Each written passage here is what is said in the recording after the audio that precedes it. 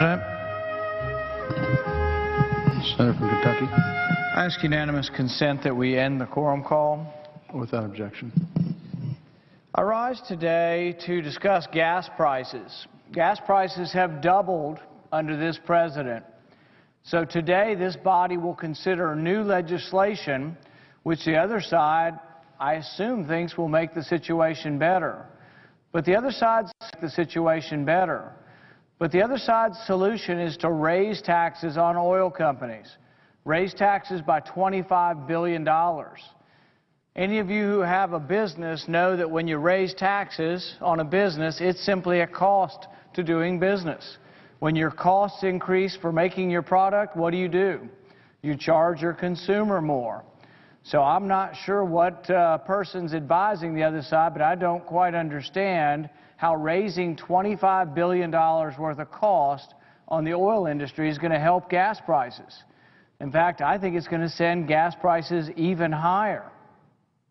Now, some on the other side say, this is a matter of fairness. Everybody needs to pay their fair share. Well, oil companies actually pay $86 million a day in taxes. The oil companies in the last 10 years have paid over $100 billion in taxes. And the people who say, well, we just must punish them. They're making too much money. Let's punish them. Well, the oil companies employ 9.2 million people. They're 8% of our GDP. Do we want to punish the people who are creating jobs, the people who are trying to make us energy independent in our country? It makes absolutely no sense. Now, some will argue, well, we need to make the tax code fair, and the oil companies have special exemptions. Well, guess what? These exemptions and business deductions apply to other businesses, but they just want to take them away from one of our successful industries. Now, it seems to me if an industry is successful and creates 9.2 million jobs, instead of punishing them, you should want to encourage them. I would think you would want to say to the oil companies, what obstacles are there to you making more money and hiring more people?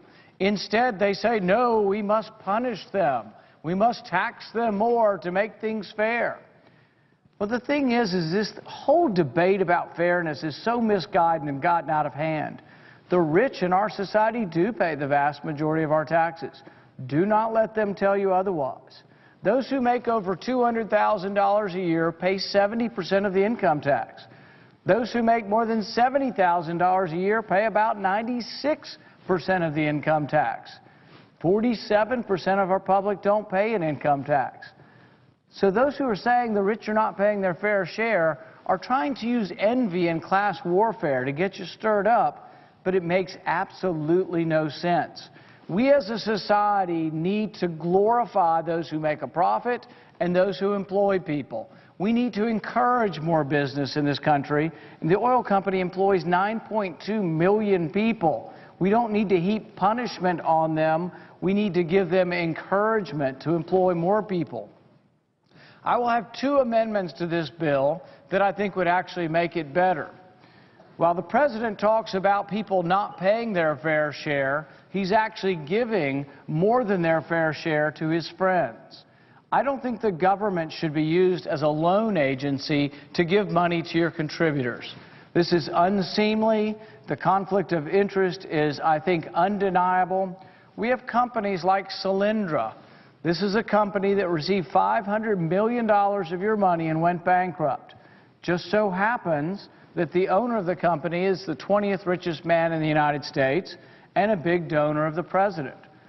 It just so happens that this company, Solyndra, the person who approved their loan was the husband of a woman who worked for Solyndra. Another company, a company called BrightSource out of Massachusetts, is owned by one of the Kennedy family. They got $1.8 billion, and guess who approved their loan? A guy that used to work for the Kennedys, who's now in the President Obama's administration. It doesn't pass the smell test. What we have is crony capitalism or crony governmentalism, where the government is picking out their friends and giving money to their friends. And so we come here today to raise taxes on big oil. Meanwhile, we're giving money to millionaires and billionaires And it doesn't seem right that your tax dollars should be sent to companies simply because they were big contributors. Another company, Fisker Karma, got $500 million, supposedly to make an electric car in the United States. Guess where they're making it? In Finland. We sent money to Solyndra through international banks, through the Exim banks. We sent money to First Solar through the Exim Bank. And you know what their money was for? Their money was given to them so they could buy their own product. The company bought a subsidiary in Canada. We gave money to the company in the United States and let them buy their own product with your money. It makes absolutely no sense. So I have two proposals.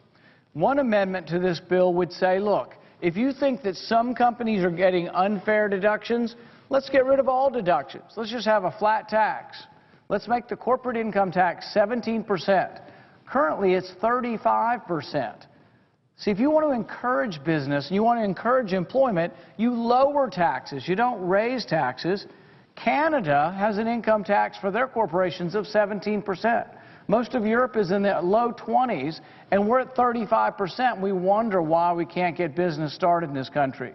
We wonder why there's billions, even trillions of dollars left overseas that won't come home because we want to charge them 35% tax when it comes home. Our bill would also say if you've already paid taxes overseas once, you don't have to pay again when you come home. So a 17% flat tax. You would see a boom in this country like you haven't seen in a generation. You would see millions of jobs being created if we would just learn the basic facts of economics. If you punish a company, you'll have less jobs. If you encourage a company by giving them more tax breaks, you'll have more jobs.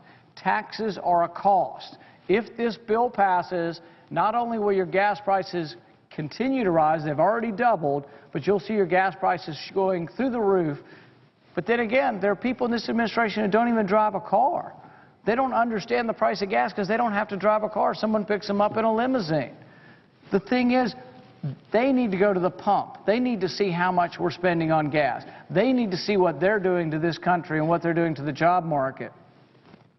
I have a second amendment to this bill that would take all of this money, all of these loans that they're giving to their buddies, the Solyndra loans, the Fisker Karma loans, the First Solar loans, all of this money that is being dispensed to people who are large contributors of the president, we would take that loan program and eliminate it. When we eliminate that loan program, we would save nearly $30 billion. The GAO has said as much as $6 billion is at risk for loss now. If we were to eliminate that money, we could put half towards the debt and then put half towards rebuilding our infrastructure. The president says he wants to rebuild our bridges. He came to my state, and I stood on a bridge with him and said I would help.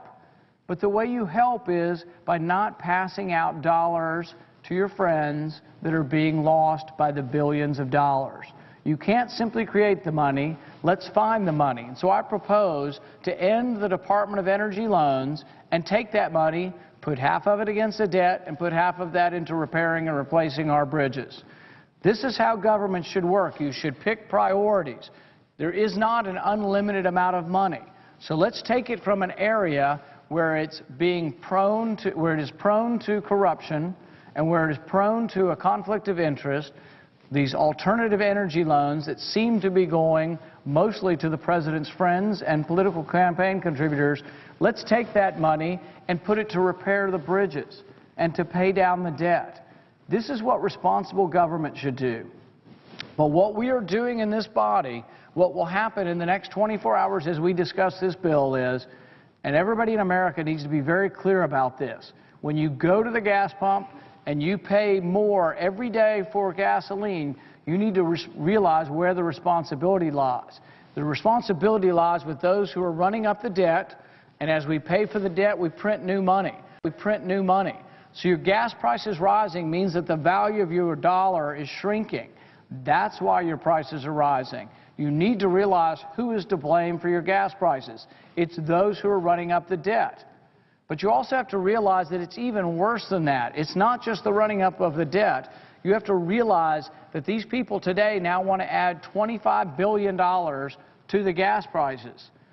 That's what happens. When you raise the taxes of the oil companies, you will add $25 billion in taxes, but you will increase their cost by $25 billion, and businesses that sell products simply pass that on to the consumer.